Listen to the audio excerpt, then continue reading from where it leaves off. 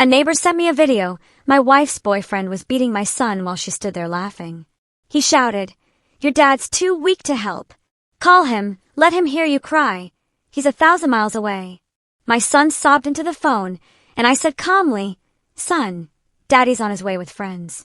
I took emergency leave, caught the first flight home, and when her boyfriend saw me, he froze in terror. Oh, you know that gut-wrenching feeling when your world is supposed to be steady, predictable, but suddenly, the ground just drops out from under you? What if that feeling came with a grainy video of your son getting hit, and the sickening sound of your wife laughing? I never thought I'd live through something like that, but believe me, it twisted everything I thought I knew about love, family, and what it means to be a man. I'm Austin. For 5 years, I was the guy on the Poseidon 7 oil rig who kept his head when things went sideways. Hurricanes, equipment failures at 3 a.m., I handled it all. My life was salt and petroleum, 15-hour days, and the constant hum of machinery. But at 35, my real job, the one that mattered, was being a dad to my 8-year-old son, Liam. One evening, I finally caught a video call from home. Liam's face popped up, but something was wrong. His smile was forced, his eyes darting. "Hey, champ, how was school?" I asked, trying to sound normal. "Fine," he mumbled, barely audible. "Just fine." My instincts, honed from years in dangerous situations, screamed. "Where's your mom?" I pressed. "She's busy." "I gotta go, Dad. Love you." And then he was gone. My jaw tightened. I immediately texted Vivian, our neighbor. She's a retired teacher, sharp as a tack, and a second grandmother to Liam. Her reply came in fits and starts. 3 dots appearing, disappearing, then finally, "Call me when you can." It's important. I was 2 days from flying home after a grueling 3-week rotation. 2 days. I found a quiet corner of the rig, away from the roaring machinery, and called Vivian. Her voice was cautious, almost hesitant. "Austin, I wasn't sure if I should say anything, but there's been a man around your house a lot lately. When Darlene's there with Liam." My blood went cold. "What kind of man?" I asked, trying to keep my voice even, though a cold anger was already starting to burn. "He's there most afternoons now, sometimes overnight. And Austin, I don't like the way he acts with Liam." The boy seemed scared. My grip on the phone tightened. Darlene and I had been struggling for a year. The distance, my job, she'd grown resentful. But I convinced myself we'd work through it. "For Liam, have you seen anything specific?" I demanded. "Not exactly, but maybe I should keep a closer eye on things." "Please, Vivian, if anything happens, anything at all, you call me immediately. I don't care what time it is." Back in my utilitarian room, photos of Liam covered the wall. A toddler, first day of school, a fish she caught. Then there was the wedding photo. Darlene, 7 years ago, beautiful, vibrant, full of dreams. The plan was simple. 5 years on the rig, save aggressively, then a desk job, a house, more kids. But Darlene stopped believing. The resentment festered. "Must be nice to escape to the middle of the ocean while I deal with everything here," she'd sneer. I tried to explain that 15-hour days in one of America's most dangerous jobs wasn't an escape, but the words never landed. I tried to quit twice. She talked me out of it. "We need the money. Just 1 more year." Now, staring at that photo, I wondered if I'd been a fool. My phone buzzed again. Colin Sampson, my oldest friend from the Marines. "You coming to Mitchell's wedding next month? He's finally making an honest woman out of Jody." I smiled despite my worry. Mitchell, another ex-Marine, a PI in Houston. Good people. Wouldn't miss it. I texted back. I didn't tell him about my concerns. Not yet. But something told me I might need my brothers sooner than a wedding. Outside, the Gulf stretched endlessly. Beautiful. Isolating. 48 more hours. Everything will be fine, I told myself. I'd get home, talk to Darlene, figure it out. But deep in my gut, I knew something was horribly, terribly wrong. Meanwhile, back home, Darlene was in her kitchen, watching Johnny Hatfield raid her fridge like he owned the place. She'd met him 6 weeks ago at the grocery store where she worked. Charming, attentive, exciting, everything Austin hadn't been in years. The affair started with coffee, then lunch, then afternoons at his apartment while Liam was at school. She told herself she deserved this. To feel wanted. To not be alone. To have someone there. But she hadn't planned for Johnny to insert himself so completely into her life.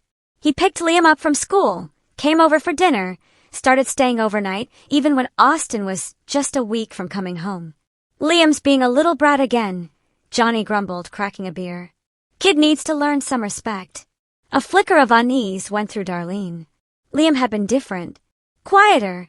More withdrawn. He told her twice he didn't like Johnny, that Johnny was mean when she wasn't around. But Johnny said Liam was just adjusting. That boy's needed a firm hand. He's a spoiled brat because Austin's gone all the time and you let him get away with everything. He's 8 years old, Johnny, Darlene said quietly. Maybe you should go easy on him. Johnny's expression darkened. It was a look she'd been seeing more often. He crossed the room, backing her against the counter, not touching, but close enough for her to smell the beer. You got something to say to me, Darlene? No. I'm sorry. He smiled then, the darkness vanishing. That's my girl. Now what's for dinner? Upstairs, Liam sat on his bed, homework untouched.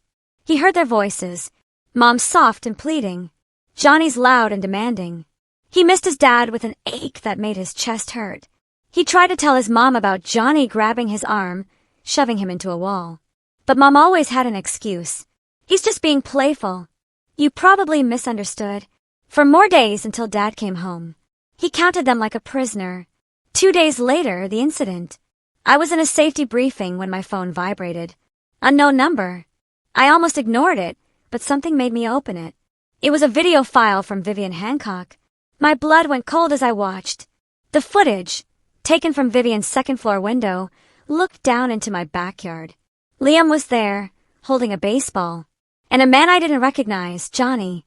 He was yelling, his face twisted with rage. I told you to put that shit away. You think you can just ignore me? Liam's voice, small and scared. I was just playing. What happened next, I'll replay for the rest of my life. Johnny grabbed Liam by the shirt, lifted him clean off his feet, then backhanded him across the face. Liam crumpled, sobbing. Then Darlene appeared in the frame. I waited. I prayed she'd intervene. Protect her son. Instead, she laughed. Maybe that'll teach you to listen, she said, her voice slurred. Your dad's too weak to do anything about it anyway. Johnny yanked Liam up by his hair. Call him. Call your daddy. Let him hear you cry. He's 1,000 miles away, ain't he? What's he going to do? Through tears, Liam fumbled for the basic flip phone I'd given him for emergencies. My phone rang, stepping away from the briefing. Dad! Liam's voice was broken, hitching with sobs. Dad, son, I said, my voice eerily calm despite the volcanic rage burning through my veins. Daddy's pulling up now with friends. You hear me? I'm coming home right now. I heard Johnny laugh in the background. Yeah, right. Daddy's gonna save you from 1,000 miles away. Put him on, I said quietly. Dad, please put him on the phone, Liam. There was a shuffling, then Johnny's cocky, amused voice. Yeah, you got about 6 hours, I said. I'd start running. Johnny laughed. Oh, I'm real scared. What are you gonna do, sailor boy? You put your hands on my son, I said, my voice barely a whisper. You'll find out exactly what I'm going to do. I hung up and immediately dialed my supervisor. Family emergency. I need emergency evac now. He started to object. Austin, the next helicopter isn't. Radio the Coast Guard if you have to. My son is in danger. I'm leaving this platform in the next 30 minutes. One way or another. He must have heard something in my voice. Something cold and final. I'll make the calls. Next, Colin. I need you and Mitchell in Houston tonight. My address. And Colin, bring what we talked about keeping for emergencies. What's happening? He asked. Someone hurt my son, and I'm going to make sure it never happens again. We'll be there, Colin said, without hesitation. I packed my duffel in under 3 minutes. As the emergency helicopter lifted off, I watched the Gulf recede below me. I'd been calm on the phone with Liam because that's what my son needed. But inside, I was a man transformed. 8 years in the Marines. 3 tours. I'd learned to stay cool under fire, make split-second decisions to protect those who couldn't protect themselves. I'd left that life when Liam was born. Wanted to be a father, not a soldier. But Johnny Hatfield had made a critical mistake. He threatened my family. And now, the man I'd buried beneath responsibility and civilian life was rising to the surface. The pilot glanced at me. "You okay, sir?" I stared straight ahead, jaw set. "I will be."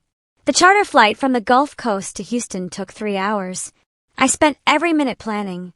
I texted Colin and Mitchell the video Vivian sent. Their responses were immediate, identical. "We're with you. Whatever you need." I also called my lawyer, a guy Mitchell knew who specialized in family law. After watching the video, he was blunt. "This is child abuse caught on camera, Austin. You've got grounds for emergency custody, restraining orders, the works. But Austin, if you go to that house and do something stupid, it hurts your case. Let me handle it legally." "I will," I lied. "Just have the paperwork ready." I wasn't going to do anything illegal. Not exactly. But Johnny Hatfield was going to understand the magnitude of his mistake. I landed in Houston at 11:30 p.m.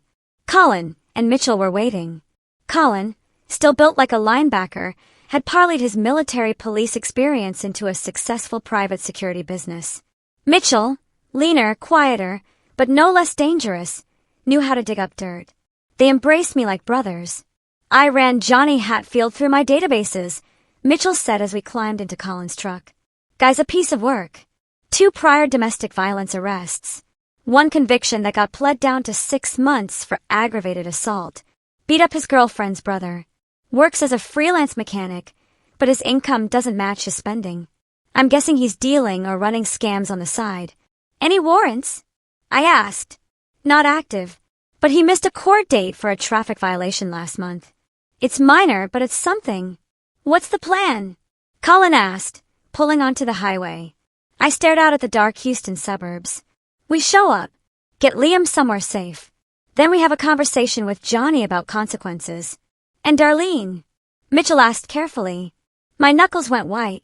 My wife, the woman I'd loved for 7 years, the mother of my child, had stood there laughing while our son got hit. That betrayal cut deeper than anything Johnny had done. Darlene made her choice. Right now I focus on Liam. The rest we'll figure out. We pulled up to my house at 12:47 a.m. It was a modest 3-bedroom, nothing fancy, but it had a yard and good schools. I'd been proud of it. Now it felt tainted. Lights were off, except for a dim glow from the living room. Johnny's black Dodge Charger sat in the driveway like it belonged there. "Vivian's light is on," Colin noted. I texted her. "I'm here. Is Liam okay?" Her reply, "He's in his room, cried himself to sleep. That man is still there with Darlene. Be careful, Austin." "We go in quiet," I said. "I still have a key. Johnny doesn't know we're here yet. Surprise is ours." We approached the front door like we'd done countless times in hostile territory. Smooth, silent, coordinated. I unlocked the door with barely a click. The living room opened up before us. Johnny was sprawled on my couch, beer in hand, watching some action movie. Darlene was curled against him, half asleep. I stepped into the light. "Get away from my wife." Johnny's head whipped around. His face cycled through confusion, recognition, then pure fear. He tried to jump up, but the alcohol slowed him. "Who the hell?" Then he saw Colin and Mitchell flanking me, looking like they could rip him apart. "You said 6 hours," I said quietly. "I made it in 5. Where's my son?" Darlene jerked awake. "Austin, what are you? You're not supposed to be home until Thursday." "I got an interesting video call this afternoon," I said, my voice deadly calm. "Wanna guess what I saw?" Darlene's face went pale. Johnny tried to muster some bravado.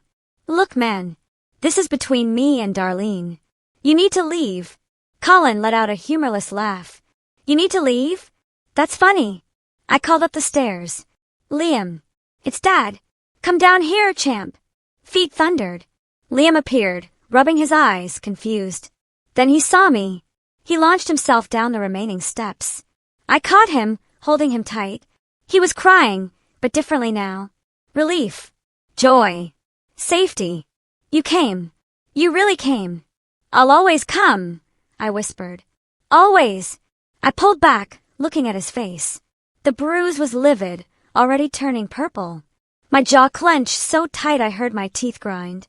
Pack a bag, Austin told his son. You're staying at Grandma and Grandpa's tonight. Uncle Colin will take you. I don't want to leave you, Liam sobbed. I'll be right behind you. I promise. But I need to talk to your mother first. Uncle Colin, Uncle Mitchell and me. We need to have an adult conversation. Liam looked at Johnny, then back at me. Understanding passed between us. Okay, Dad. While Liam ran upstairs, I finally looked at Darlene. Really looked at her. She was wearing one of Johnny's shirts. Wine bottles, cigarettes, and an ashtray littered the coffee table. She'd never smoked before. How long? I asked. Austin, let me explain. How long? 2 months, she whispered. 2 months. I'd been working myself to exhaustion on that platform, sending every paycheck home, thinking about my family. And for 2 months, she'd been playing house with a convicted abuser. And you let him hit our son. It wasn't. I didn't think he'd. You stood there and laughed. I said, my voice never rising, but somehow that made it more terrifying. You told Liam I was too weak to do anything about it. She's drunk, Johnny interjected. She didn't mean, I'm not talking to you, I said, not even looking at him. Colin, once Liam's packed, take him to my parents. Mitchell, I need you to witness what happens next. Record it if necessary. Austin, what are you going to do? Darlene asked, fear creeping into her voice. What I should have done the moment I realized my family was in danger. I turned to Johnny. You and I are going to have that conversation now. Darlene, you have 2 choices. You can go upstairs and stay out of this, or you can watch. But either way, what happens next? You brought on yourself. Johnny tried one more time to act tough. You touch me and I'll press charges. That's assault. Mitchell held up his phone, already recording. Funny thing about that. See, I've been documenting everything since we arrived. Austin hasn't touched you yet, but if he does, well, I've got video evidence of you hitting an 8-year-old boy. Self-defense laws get real murky when child abusers are involved, especially when said child abuser is trespassing in someone else's home. I'm not trespassing. Darlene invited me. Darlene doesn't own this house, I said. I do. It's my name alone. Always has been. You want to check the deed? The color drained from Johnny's face. He finally understood. He'd walked into a trap, and the man he'd mocked as weak and distant was anything but. Colin came down with Liam and his overnight bag. Ready, little man? Liam hugged me one last time. Love you, Dad. Love you too, champ. I'll see you tomorrow. We'll get ice cream. After Colin and Liam left, the house fell silent. I walked to the front door, locked it, then turned back to Johnny. Here's what's going to happen. You're going to tell me everything. Every time you touched my son, every threat you made, every law you've broken while you've been playing house in my home. And Mitchell here is going to record all of it. You do that, cooperate fully, and maybe, just maybe, you walk out of here with all your teeth. Johnny looked at Darlene for support. She was frozen, tears streaming, but she said nothing. And if I don't? Johnny stammered. I smiled. It was not a pleasant smile. Then we find out if you're tougher than you think you are. But I should warn you. I spent 8 years in the Marines, learning how to make people talk. I'm very, very good at it. Johnny's bladder, already stressed from fear and alcohol, gave up. A dark stain spread across his jeans. Mitchell chuckled. Well, that answers that question. Start talking, I said, and pray you tell me something useful enough that I don't make you regret every choice you've made in the past 2 months. Johnny started talking. He talked for 90 minutes straight. What started as defensive mumbling soon turned into a waterfall of incriminating admissions. Fear was a powerful motivator, and me, standing perfectly still, arms crossed, face carved from stone, was terrifying in my calm. I'd tell him to clean up his toys and he'd ignore me. So I'd grab his arm, not hard, just to get his attention. When was the first time you hit him? I asked. 3 weeks ago. He talked back about bedtime. I lost my temper. Pushed him into the wall. Mitchell's camera caught everything. Johnny described 6 separate incidents of physical abuse. Pushing, shoving, twice more hitting Liam hard enough to leave marks. Then the psychological abuse. Constant belittling, telling Liam his father didn't care, threatening his dog. And the stealing. I used Darlene's credit cards. The ones in your name. Bought some tools, some car parts. Maybe $3,000 worth. I was going to pay it back. You were going to pay it back with what? Your drug money. Johnny's eyes went wide. I don't. Mitchell pulled up his phone, showing Johnny photos taken over the past 6 hours. Johnny meeting with known dealers, money changing hands, packages loaded into his trunk. I've got enough here to send you away for 5 to 10, Mitchell said casually. Dealing within 1,000 yards of a school zone is a felony. And guess what's 3 blocks from this house? Johnny was sweating profusely now. What do you want from me? He whined. The truth, I said. All of it. And then you're going to help me make this right. The worst was yet to come. There's a guy, Johnny said, voice barely a whisper. Tomas Kramer. He was interested in buying some information I had. What information? Information about the oil platforms. Security schedules, layouts. He wanted to know when managers were on leave, which platforms were least secure. Johnny looked up at me. I told him I could get it through you. Through Darlene. The temperature in the room dropped 10 degrees. You were planning industrial espionage? Sabotage. I didn't know what he wanted it for. He just offered good money. Mitchell was already texting someone. That's Homeland Security territory, he muttered. I know a contact at the FBI Houston who'll want to hear about this. Darlene, who'd been silent, finally spoke up. Austin, I didn't know about any of that.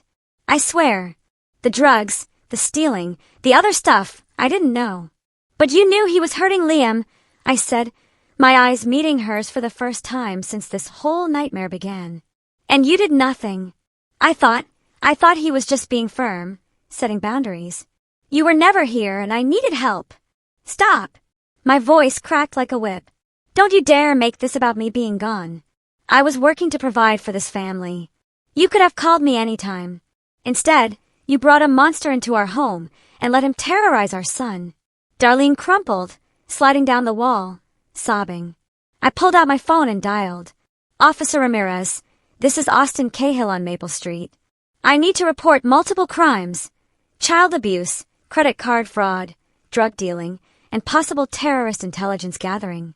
I have video evidence and a full confession. Also, the suspect is in my living room right now. Johnny tried to stand. Colin, who'd returned after dropping off Liam, appeared in the doorway, shaking his head. Johnny sat back down. The police arrived 12 minutes later. 2 patrol cars initially. Then, hearing about the drugs and potential terrorism, 3 more, plus a detective. Detective Gregory Flowers, a 20-year veteran, was skeptical by nature. But the evidence Mitchell and I presented was overwhelming. Mr. Cahill, Flowers said after reviewing the videos, I'm going to need you and your friends to come down to the station tomorrow for formal statements, but I'll tell you right now, this is one of the clearest cases I've seen. Between the video evidence and his recorded confession, Mr. Hatfield is looking at multiple felonies. Johnny was handcuffed and let out. As he passed me, he tried one last bit of bravado. You're going to regret this. I leaned in close. No, you're going to regret ever looking at my family. And here's the thing, Johnny. I'm just getting started. That confession, that's just the beginning. I'm going to make sure everyone you know sees what kind of coward hits 8-year-olds. I'm going to make sure your name is synonymous with weakness and shame. You want to take over my life. Congratulations. Now I'm going to dismantle yours. Johnny's last shred of composure broke. He was crying as the officers put him in the patrol car. After they left, I turned to Darlene. She was still on the floor, mascara streaking her face, broken and small. I've already contacted a lawyer, I said. First thing tomorrow, I'm filing for emergency custody and divorce.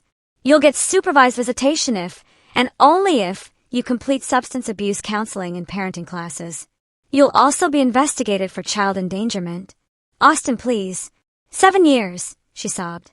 He said 7 years. I loved you. I worked myself to the bone for you, for Liam, for this family. And you destroyed it. For what? For him. I was lonely, she wailed. I was so lonely. So was I said.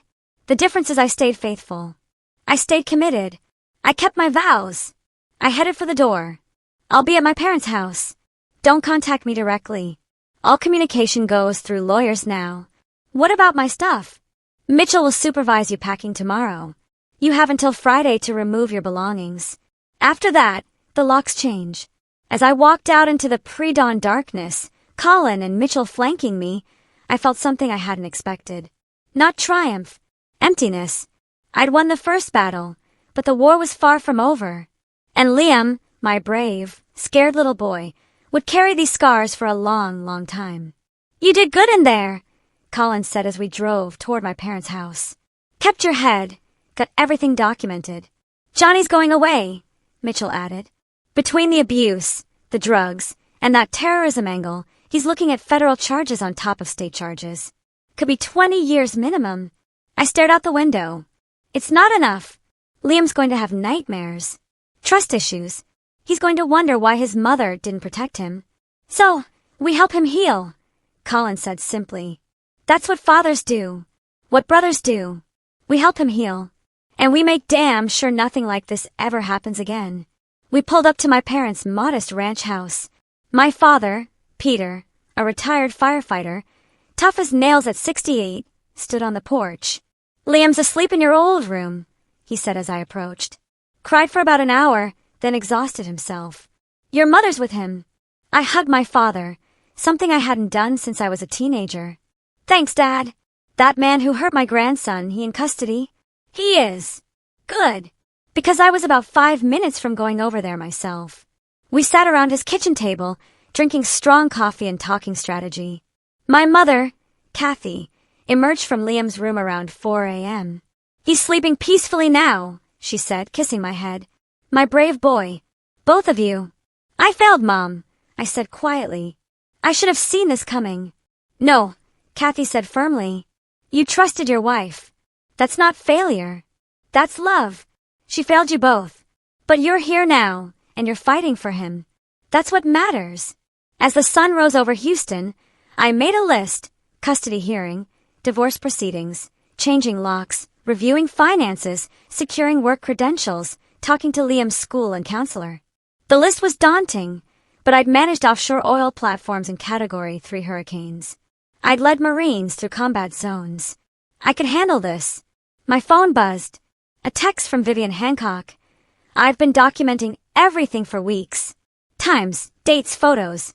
If you need it for court, it's yours. That boy deserves better. I texted back my thanks, then added her to my witness list. Around me, my family and brothers made their own calls, pulled their own strings, activated their networks. Colin knew a child psychologist. Mitchell knew judges and social workers. My dad knew everyone in the neighborhood who might serve as character witnesses. By the time Liam woke up at 8 a.m., I had the foundation of a plan. Not just to protect my son, but to ensure justice was served so thoroughly that Johnny Hatfield would regret ever hearing the name Cahill. Liam appeared in the kitchen doorway, small and uncertain. When he saw me, his face lit up. You're really here, he said. I thought maybe I dreamed it. I scooped him up, holding him close. I'm here. I'm not leaving again. Never like before. Promise. Really? I promise. How about that ice cream I mentioned? For the first time in what felt like forever, Liam smiled. A real, genuine smile. As we headed out for breakfast, my phone rang. Detective Flowers. Mr. Cahill. We ran Johnny Hatfield's name through the system more thoroughly. Turns out there's a lot more to him than we initially thought. You have time to come down to the station today? There's something you need to see. I'll be there this afternoon. Good. Because what we found, this is bigger than child abuse. A lot bigger. I hung up, my expression grim. Whatever Flowers had discovered, it was going to change everything. But right now, my son needed breakfast and reassurance. The rest could wait. Later that afternoon, I sat in Detective Flowers' office with Mitchell. When we arrested Johnny Hatfield, we searched his apartment and vehicle. Flowers began. What we found connects him to 3 other ongoing investigations, all of them serious. I opened the folder. Surveillance photos, financial records, incident reports. Johnny wasn't just an abusive boyfriend and small-time dealer. He was a node in a larger criminal network. He's been running a sophisticated identity theft ring. Uses his mechanic work as cover. Gets access to people's cars, clones their garage door openers, key fobs, sometimes registration documents. Then his associates burglarize the homes when the families are out. They've hit 15 houses in the past 4 months.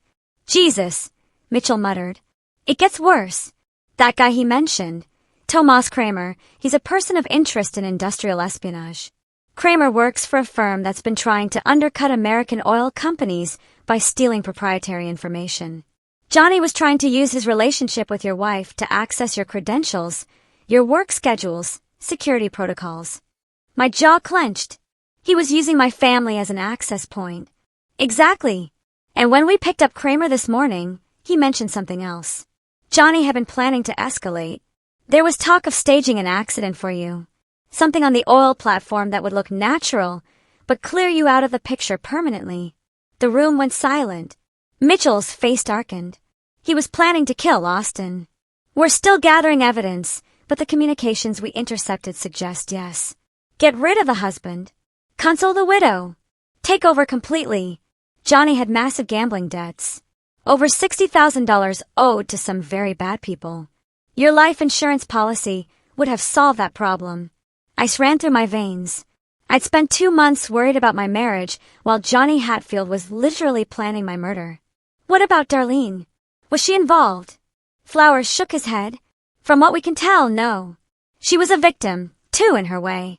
Johnny targeted her specifically because she was vulnerable, isolated, resentful, lonely.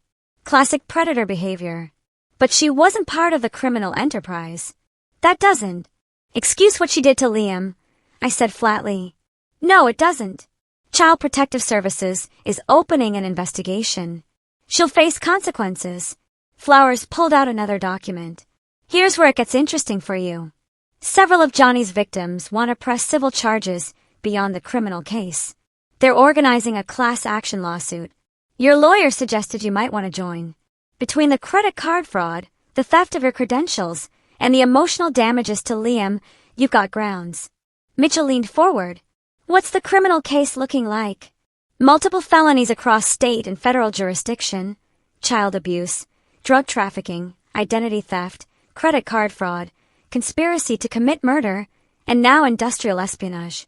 The DA is pushing for the maximum. We're talking 30 years minimum. Possibly life without parole if the murder conspiracy sticks. 30 years. Johnny would be in his late 50s. It should have felt like victory, but mostly I just felt tired. There's one more thing, Flower said. We found burner phones with communications between Johnny and several other men. They're planning something, possibly targeting other families similar to yours. Oil workers, military families on deployment, long-haul truckers, anyone with a primary breadwinner gone for extended periods. They see them as easy marks. You need to stop them, I said immediately. We are, but it would help if you could identify any other families in your neighborhood or workplace who might fit the profile. Warn them. Help us catch these guys before they hurt anyone else. I thought about my platform crew. How many had spouses back home? Kids. How many were vulnerable to someone like Johnny? I'll make a list, I promised. And I'll reach out to my company's security office. If this is industrial espionage, they need to know. After leaving the police station, Mitchell and I grabbed lunch. I pushed my food around, not really eating. You thinking about Darlene? Mitchell asked. Thinking about how I missed it all, I admitted. The signs must have been there. Liam tried to tell me. Vivian tried to warn me. But I was so focused on work, on making money, on building our future, that I didn't see our present falling apart. That's not on you, brother. Darlene made her choices. Johnny's a predator. That's what they do. They're good at hiding. But my son paid the price for my absence, I said, meeting Mitchell's eyes. That ends now. I'm done with offshore work. I don't care if I have to take a pay cut. I'm not leaving Liam again. Good call. And Austin, you're handling this the right way. Smart, controlled, legal. Some guys in your position would have killed Johnny last night. You got evidence instead. That's going to matter when the custody hearing happens. My phone rang. Patricia Flynn, my lawyer. Austin, we're on the docket for Thursday, she said. Emergency custody hearing. The judge saw the video evidence and CPS reports. I'm 99% certain we'll get temporary full custody with supervised visitation only for Darlene. Maybe not even that if she doesn't start cooperating. The house, legally yours. She has no claim to it. I've already filed the restraining order. She can remove her personal belongings under police supervision, but she cannot enter the property otherwise. I'm also pursuing charges for child endangerment. The DA is on board. Thank you, Patricia. Don't thank me yet. Darlene hired Bob Maloney. I winced. Maloney was a bottom-feeder lawyer. Let him come, I said. We have video evidence of her laughing while our son got hit. She can hire Clarence Darrow himself, and it won't matter. Back at my parents' house, Liam was in the backyard with my dad, throwing a baseball. The bruise on Liam's face was still visible, but the boy was smiling. That smile was worth more than any legal victory. Dad! Liam shouted. Grandpa's teaching me a curveball. Don't hurt your arm, champ. I called back, settling on the porch next to my mother. Kathy watched Liam with a mixture of love and sadness. He had a nightmare during his nap. Called out for you. I'm here now. But for how long, Austin? She asked gently. I know you want to provide, but that boy needs his father present more than he needs a big house or fancy things.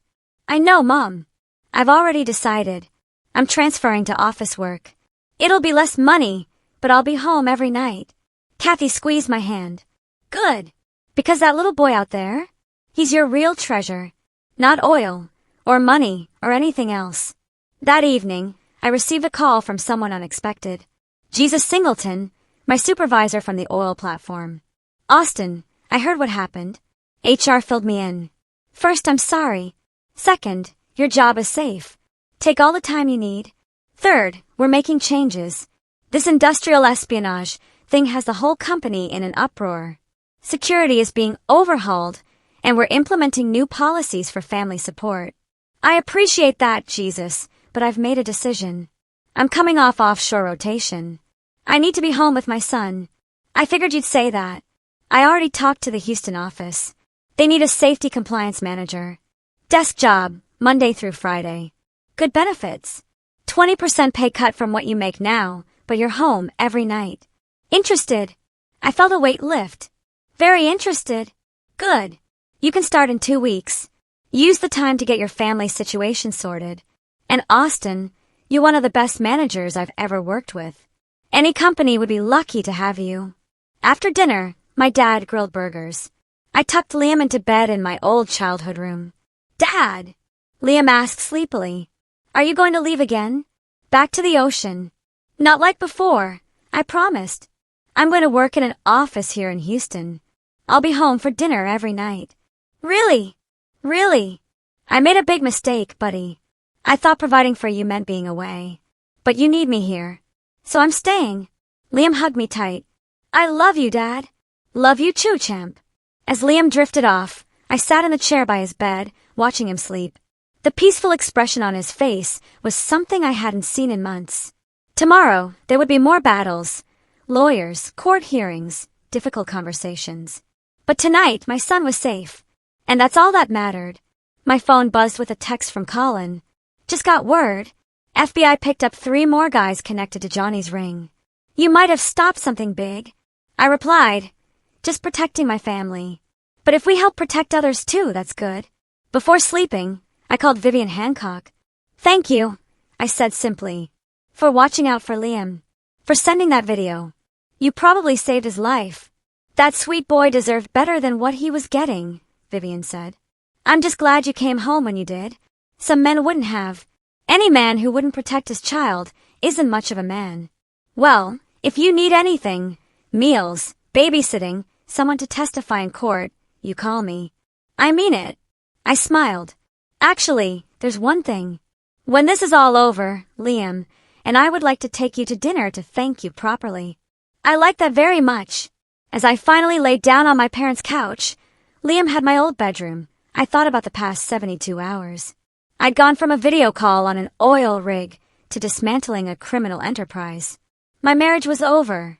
My life was completely changed. But Liam was safe. And in the end, that's all that really mattered. Though I knew, this wasn't finished. Not by a long shot. Johnny Hatfield had allies, debts, and connections. And men like that didn't go down quietly. I would be ready. The custody hearing on Thursday was mercifully brief. Judge Miranda Grimes reviewed the evidence. Video recordings, Johnny's confession, police reports, CPS evaluations, Vivian Hancock's detailed witness statement. Her face hardened with every page. Mrs. Cahill, Judge Grimes said, looking directly at Darlene, I've been on the bench for 15 years. I've seen a lot of bad parenting. But watching a mother laugh while her child is assaulted, she shook her head. I'm granting Mr. Cahill temporary full custody. Your visitation is supervised only, pending completion of substance abuse treatment, parenting classes, and psychological evaluation. Do you understand, Darlene? Looking haggard and broken, Darlene nodded. Her lawyer, Bob Maloney, tried to object, but Judge Grimes shut him down. Mr. Maloney, your client permitted a convicted domestic abuser to assault her child. She's lucky she's not in jail herself. Save your arguments for someone who might care. I felt Liam's hand slip into mine. He'd been allowed to attend, old enough to express his preference. When asked if he felt safe with his father, Liam answered clearly, Dad's the only one who makes me feel safe. Outside the courthouse, Patricia Flynn was triumphant. That one went exactly as expected. Now, the divorce will take longer, but the custody battle is essentially over. She'll have to prove significant rehabilitation to get even partial custody back. What about charges against her? I asked. CPS and the DA are in discussions. Likely she'll face child endangerment charges. Probably plea down to probation and mandatory counseling. She's going to have a record, but probably won't do jail time. I wasn't sure how I felt about that. Part of me wanted Darlene to face serious consequences. But another part, the part that remembered loving her once, just felt sad. She destroyed our family for what? Loneliness. Poor judgment. It seemed like such a waste. Colin met us at my parents' house with news. Johnny's arraignment was this morning. No bail. Judge considered him a flight risk and a danger to the community. DA is bringing the full weight down on him. How long until trial? I asked. Mitchell says probably 6 months for the state charges. Federal charges might take longer. But with all the evidence, his public defender is pushing for a plea deal. No deal, I said flatly. He goes to trial. I want everything he did on public record. The DA figured you'd say that. Over the next 2 weeks, I settled into a new routine. I started my new office job, the safety compliance role Jesus had arranged. The pay cut stung. But being home for dinner with Liam every night? Priceless. We established rituals, homework together at the kitchen table, cooking dinner as a team, reading before bed. Liam started therapy with Dr. Kendra Porter, the child psychologist Colin had recommended. Slowly, Liam was processing the trauma, learning that what happened wasn't his fault. I went to therapy, too. Dr. Porter recommended it, and I quickly realized I needed it. The guilt of not seeing the signs sooner. The anger at Darlene. The residual rage at Johnny. It all needed somewhere to go besides bottled up inside. Mitchell continued investigating, and what he found was disturbing. Johnny's criminal network had targeted 17 families across Houston and surrounding counties. 3 other children had been abused. 2 homes burglarized. 1 family nearly lost their life savings to identity theft. We're building a victims coalition, Mitchell explained over coffee. Everyone Johnny and his associates hurt. Class action lawsuit, coordinated victim impact statements. The works. The DA loves it. Makes the case bulletproof. I met some of the other victims at a support group Mitchell organized. There was Allison Williams, whose military husband was deployed when Johnny's partner befriended her and cleaned out their savings. Jose Ruiz, whose garage was burglarized after Johnny repaired his car. Tammy Lowe, whose teenage daughter had been groomed by one of Johnny's associates. Hearing their stories, I realized how close I'd come to losing everything. If Vivian hadn't sent that video, if I hadn't come home when I did, how much worse could it have gotten? The FBI wants to talk to you, Mitchell said one evening about the industrial espionage angle. Apparently, Tomas Kramer was part of a larger foreign intelligence operation. Your credentials, your knowledge of the oil platforms, that was valuable to some very dangerous people. Set it up, I said.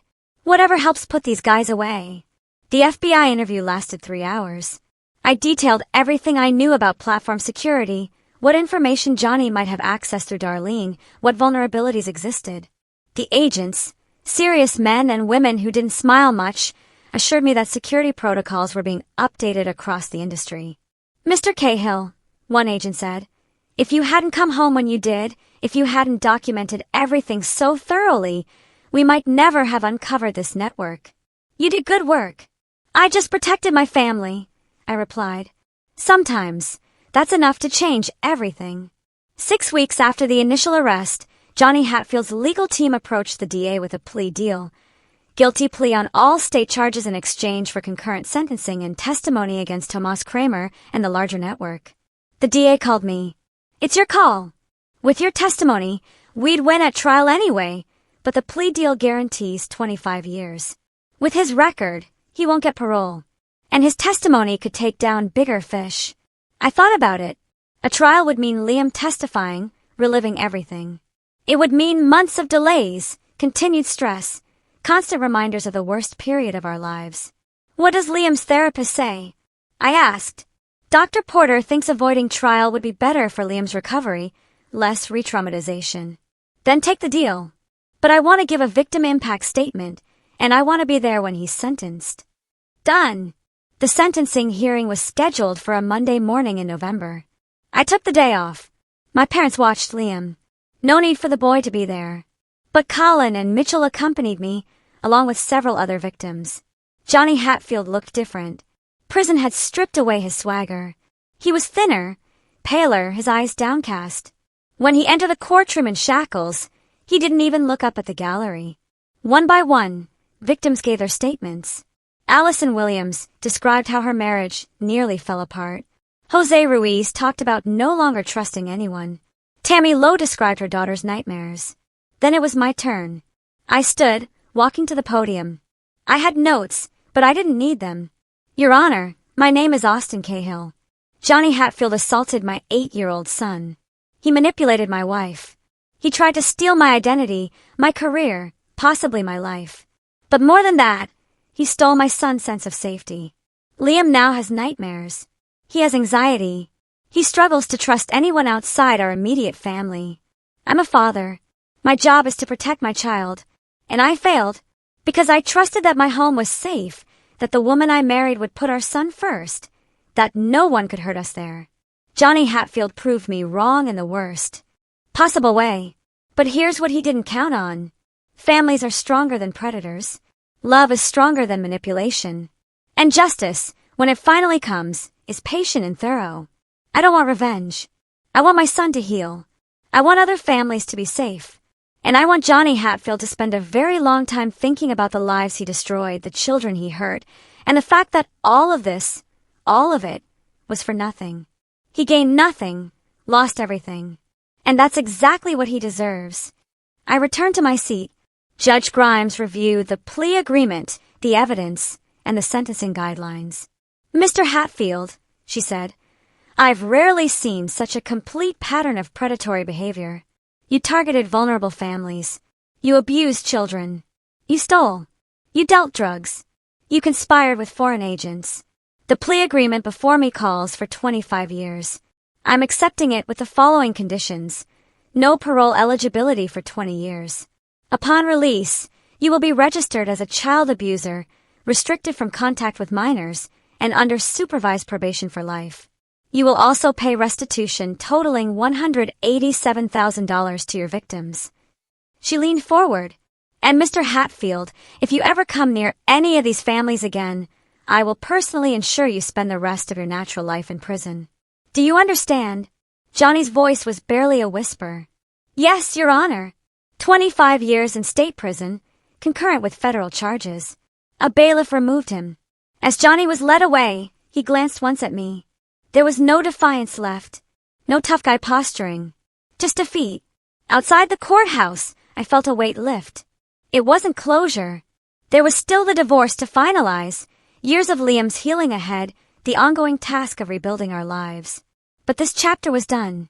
Mitchell clapped me on the shoulder. You did it, brother. Got justice for your son. We did it. I corrected. Couldn't have done it without you and Colin. That's what brothers are for. My phone buzzed. A text from Liam. Did go okay, Dad? I texted back. It went perfectly, champ. Justice won. See you at dinner. Love you, Dad. Love you too. As I drove home, I thought about the past 2 months. I'd lost a marriage, but saved my son. I'd taken a pay cut, but gained presence. I'd faced down a predator and won. And most importantly, Liam was healing. Slowly, with therapy and love and stability, the nightmares were becoming less frequent. The smiles were becoming more genuine. The trust was being rebuilt. That evening, Liam and I made spaghetti together, his favorite. We ate at the kitchen table, talking about his day at school, about the science fair project we were building, about the weekend camping trip we had planned. Normal life. Regular moments. The things I'd taken for granted before. Never again. As Liam headed upstairs to brush his teeth, I cleaned up the kitchen. Through the window, I could see Vivian Hancock in her yard. I made a mental note to invite her over for dinner soon. She'd been instrumental in saving Liam. Family by choice, if not by blood. Dad!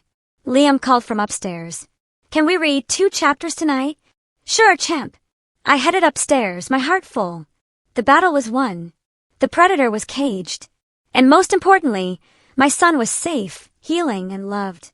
The future stretched ahead, uncertain but hopeful. And for Austin Cahill, that was more than enough.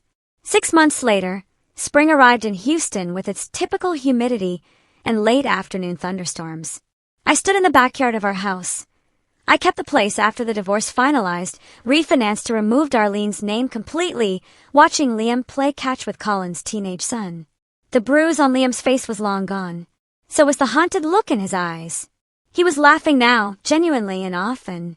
Therapy was still ongoing, but Dr. Porter said Liam was making remarkable progress. Darlene had completed her court-ordered programs. She had supervised visitation twice a month, which Liam tolerated, but didn't particularly enjoy. The bond between mother and son was fractured, perhaps permanently, but I didn't badmouth her to Liam. I let my son form his own opinions. Darlene had moved to San Antonio, gotten a job, and was apparently dating someone new, someone Mitchell, ever vigilant, had vetted thoroughly and found to be clean. I wished her well from a distance. Johnny Hatfield's trial for federal charges had resulted in additional years tacked onto his sentence. He wouldn't see freedom until he was in his 50s, assuming he survived prison. I didn't think about him much anymore. Johnny was irrelevant now. A problem solved. A threat neutralized. The class action lawsuit had settled. I received enough to cover Liam's college fund, and then some. Other victims got their restitution. It wasn't enough to undo the damage, but it helped. My new job was going well. I'd been promoted to regional safety director, a role that sometimes required travel, but always brought me home within 24 hours. Liam came first. Always. Dad, look! Liam shouted, making a diving catch. Did you see that? I saw it. You're getting good, champ. Vivian Hancock emerged from her house with a plate of her famous cookies. She'd become like a grandmother to Liam, always there with treats and wisdom and a listening ear. How's my favorite boy? She asked Liam. Great. Dad says we can go camping next weekend. Well, you'll have to tell me all about it when you get back. As the sun set, painting the sky in shades of orange and pink, I felt something I hadn't felt in a long time. Peace. Not perfect. There were still challenges, still difficult days when Liam had nightmares or questions about why his mom had failed him. But we were healing together, building a new life on the ruins of the old one. Mitchell stopped by with groceries for a cookout. Colin arrived with his family. Even Jesus, my boss, dropped in with his wife. The backyard filled with laughter and conversation, with the smell of grilling meat and the sound of children playing. This was family. Not just blood, but bonds forged through shared struggle and unwavering support. As I flipped burgers, Liam came up and hugged me from behind. You okay, champ? I asked. Yeah, just wanted to say thanks. For what? For coming home. For keeping your promise. For everything. I turned, kneeling to look Liam in the eye. Buddy, you never have to thank me for that. You, my son. Protecting you, loving you, being here for you. That's not something you thank me for. That's just what fathers do. Liam nodded, smiling. Then he ran off to join the other kids. I watched him go. This resilient little boy who'd survived so much. Liam would be okay. We would be okay. The worst was behind us. And if any threat ever came for my family again, Austin Cahill would be ready. Always vigilant, always protecting, always there. Because that's what real fathers do. What would you have done in my place? Have you ever had to fight for your family like this? Tell me what you think. I really want to know.